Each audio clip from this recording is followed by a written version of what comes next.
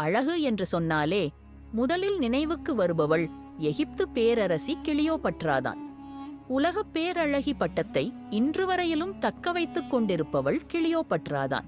அவளுடைய அழகால் கவிழ்ந்த அரசுக்கள் ஏராளம். அந்த அழகின் வசீகரத்தால் சிதறுண்டு போனது ராஜ்யங்கள் மட்டுமல்ல, அவளது வாழ்க்கையும் தான். கிறிஸ்து முன்னர் 51ஆம் ஆண்டில் ஒரு நாள் வடக்கு எகிப்தின் கடற்கரையில் அமைந்திருந்த அலெக்சாண்ட்ரியா நகர மக்கள் அனைவரும் அடுத்து என்ன நடக்கப் போகிறது என்பதை அறிய ஆவலோடு காத்திருந்தனர். நாட்டை ஆளும் பேரரசரின் அரண்மனை விழா கோலமாக இருந்ததுதான் அதற்குக் காரணம். அமைச்சர்கள் மற்றும் மன்னர் குடும்பத்தைச் சேர்ந்தவர்கள் மாத்திரமே அங்கே கூடியிருந்தனர்.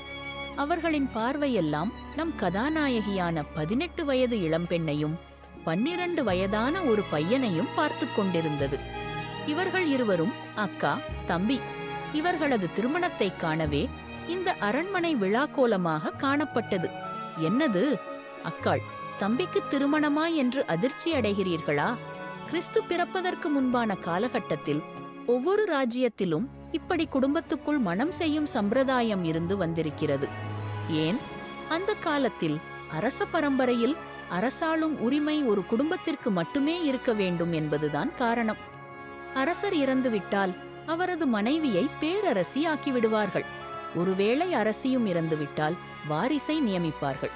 அந்த வாரிசு வயதுக்கு வந்த ஆணாக இருந்தால் பிரச்சனை இல்லை. அவன் சிறுவனாக இருந்துவிட்டால், அவனுக்கு மூத்த சகோதரி இருந்தால் அவளுக்கும் இவனுக்கும் திருமணம் செய்து வைத்து அவளை அரசியாக்கி விடுவார்கள்.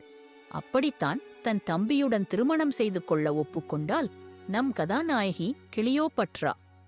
திருமணம் நடைபெறும் இடத்தில் கிளியோபட்ரா வசீகரமாக காட்சியளிக்க மணமகனான அவளது தம்பிதான் விரல் சூப்பும் சிறுவனாக நின்று கொண்டிருந்தான். பளபளக்கும் ஆடையில் வசீகரமாக அந்த கூட்டத்தில் மின்னிக் கொண்டிருந்த கிளியோபட்ராவை பற்றி கொஞ்சம் வர்ணித்துதான் ஆக வேண்டும். வயதுக்கு வந்த 18 வயது பெண் என்பதால் ஒட்டுமொத்த அழகும் அவளது தேகத்தில் நைல் நதியாக நீளமாக நெளிந்து வளர்ந்து படர்ந்திருந்தது. தலையை அலங்கரித்து பளிச்சிடும் வைரங்கள் தங்கத்தாலான கிரீடம் அவளது அழகு வெண்பிறை போல இருந்தது. கருத்துச் செழித்து வளர்ந்திருந்த அவளது தலைமுடி மெல்லிய இடுப்பு வரையிலும் உரசிக் கொண்டிருந்தது. அவளது பிரகாசமான முகம் அந்த அரண்மனைக்கு இன்னும் வெளிச்சமூட்டியது.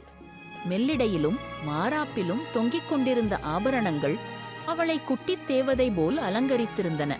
இந்த உலகமே ஒரு நாள் எனது கடைக்கண் பார்வையில் சொக்கி என் காலடியில் விழத்தான் போகிறது என்று சொல்வது போல் மிகவும் கவர்ச்சியாக காட்சி தந்து கொண்டிருந்தாள் தேவதை கிளியோபட்ரா.